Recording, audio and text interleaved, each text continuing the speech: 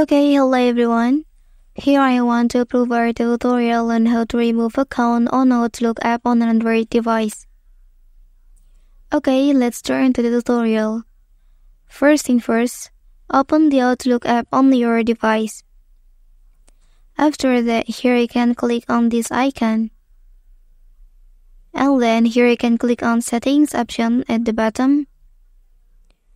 After that, just tap to your account here.